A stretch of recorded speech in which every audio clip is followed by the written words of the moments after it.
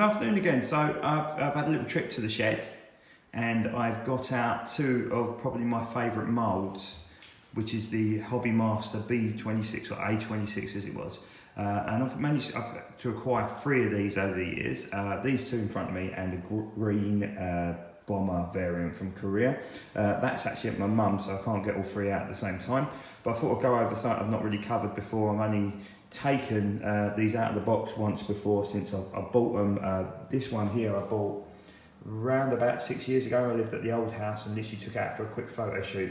And I got it the same day I got my first Lancaster, which was POS. And I've got this Night Fighter one probably about a year and a half after. Just after we moved into this house, in fact, I remember taking it in the old kitchen. And it's a black all-round Night Fighter. And we just I'm going to take some pictures of each bit and we go over each one individually. So the first A26 is this A26B of Stinky.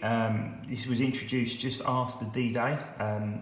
So not to be confused, of course, with the B26 Marauder. So you often hear invaders referred to as B26s as well, and that was it. In 1948, after the Marauder was retired, it took up the B26 role. So obviously A was for attack and B was for bomber. So initially, obviously, the Invader was an A26 and was used in different sort of duties, mainly sort of ground attack and bombing. And of course, it also has a distinction of being the only bomber US bomber to participate in 3 wars, and that's of course obviously World War II, just the tail end of that last sort of 6 to sort of 8 months worth, Korea, and then on to Vietnam as the counter invader, which Hobbymaster also do, and it's certainly one for the future. Certainly want to get there. Becoming very hard to find as they sold out relatively quick. They look fantastic, completely tooled up. So a little bit about this invader. This was obviously the B series. Douglas built about 1,500 of these. With some being built in Oklahoma at Tulsa and the others being built in Long Beach, California. This particular aircraft arrived in July 1944 as the Invader sort of replaced the Marauder. And this particular aircraft was serving in France and actually took over from the Marauder in France in October of 1944.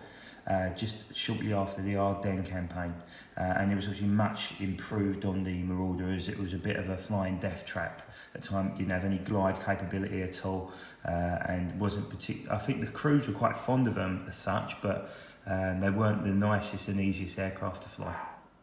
The second one, of course, is this beautiful night fighter, but it's a night bomber really. And this is representing an aircraft from the 17th Bomb Group, which was formed during the Korean War. And basically by the end of the conflict, the 17th Bomb Group had flown over 55,000 interdiction sorties, and they were credited with the destruction of over 38,500 enemy vehicles, 3,500 railway cars, 400 locomotives and 7 aircraft. So an amazing feat for such a short sort of period. But it really did prove its worth in Korea.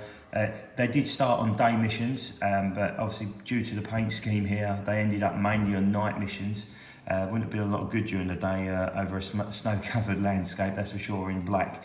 But really did prove its worth. And also, like I sort of pointed out earlier, in Vietnam, the counter-invader was absolutely crucial to the US's sort of tactics and whatnot. In jungle warfare as well, and could carry a hell of a lot of armament.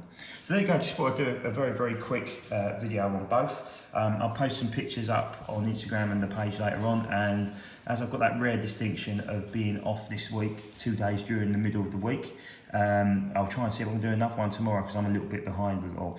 And of course, obviously this weekend is Flying Legends, so the must-see air show of the year.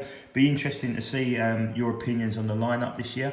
I've got mine, but I'm being very diplomatic around it. I'm not allowed to mention too much because I generally got shot down and won the forums by mentioning it.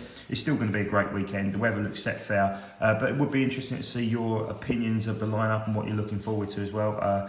And hopefully see you there. Well, have a great week and hopefully speak to you tomorrow. Take care. Bye-bye.